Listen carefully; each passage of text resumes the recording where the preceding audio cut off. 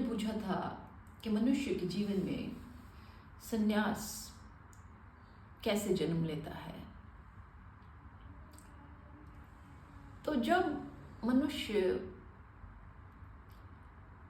सांसारिक चीजों को भोग चुका होता है, संसार के सुख दुख सब कुछ उसने देख लिए होते हैं, और वो ये जान जाता है कि कुछ नहीं मिला मुझे और ना कुछ मिलेगा, वो इस सत्य को भान जाता है, तब उसमें एक विरक्ति उत्पन्न होती है। तब उसमें एक भाव उठता है कि मैं यहाँ क्यों हूँ, मेरा यहाँ होने का अर्थ ही क्या है, मैं यहाँ क्या कर रहा हूँ। वो सब देख चुका है। वो एक ऐसी आंख पा चुका है जो बाकी आंखों से अलग है। वो बातों के पीछे देखता है, देख चुका है, देखता नहीं, देख चुका है। पर इसकी एक बहुत इंपॉर्टेंट कंडीशन ये है कि पहले वो भोग के देख चुका है, केवल सुन के नहीं।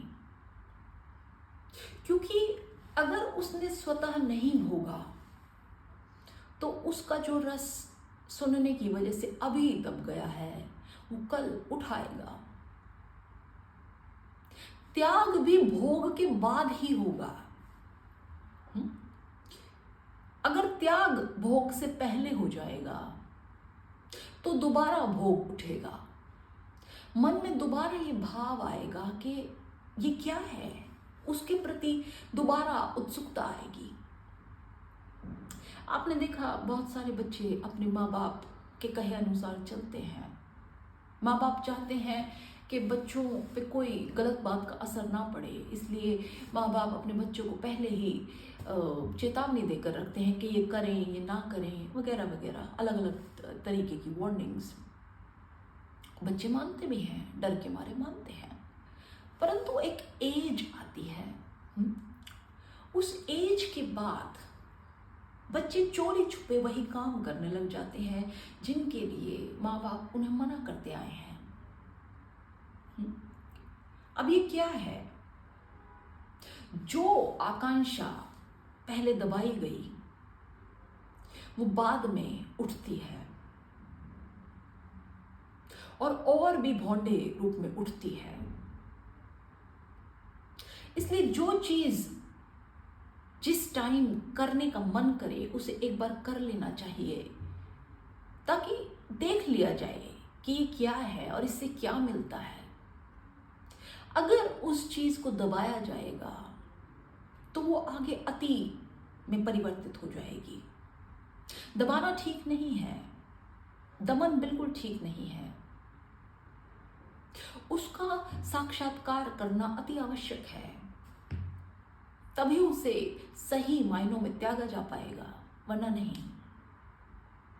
व्यक्ति जिस भी चीज का बिना भोगे दमन करता है, आप मान लीजिए वो चीज उसके जीवन में दोबारा आएगी ही आएगी। किसी और रूप में आ जाए, उसमें ना आए तो, पर आएगी, और वो फिर वैसा का वैसा आवाक खड़ा रह जाएगा। इसलिए एक संन्यस्त व्यक्ति हर चीज से भर चुका होता है। वो देख चुका होता है कि क्या है, क्या नहीं है, इससे क्या होता है, क्या इसका परिणाम है, वो देख चुका है।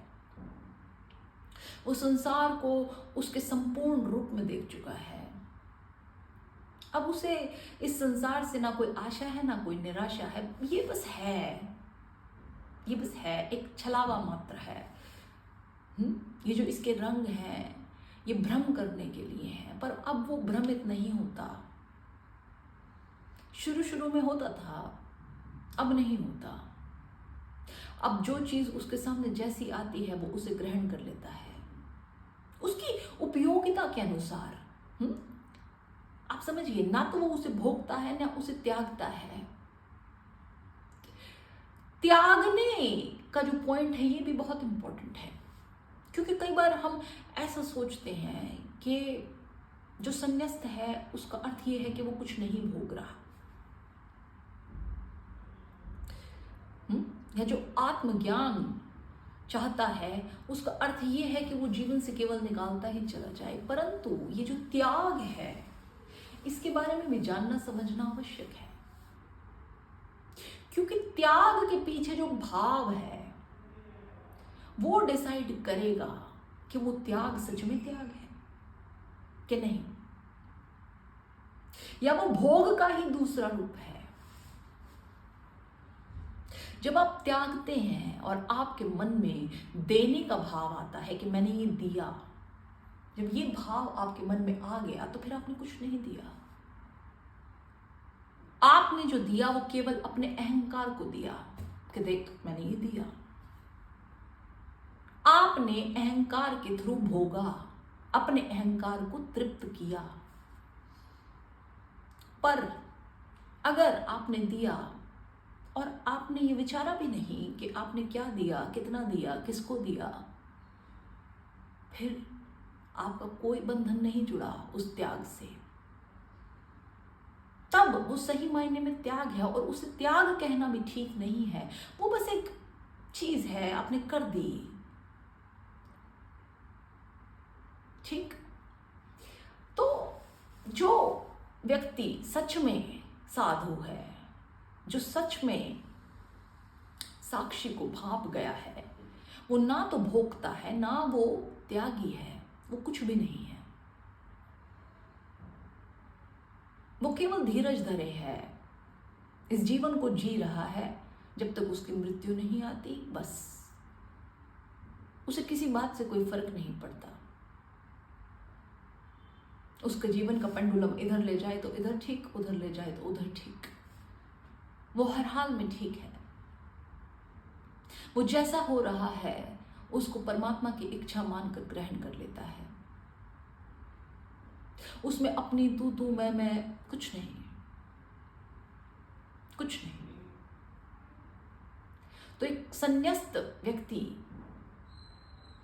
जैसा कि प्रश्न हुआ था, वो तब बनता है जब वो भोक्ता, कर्ता, त्यागी सबके आवरणों से मुक्त हो जाता है।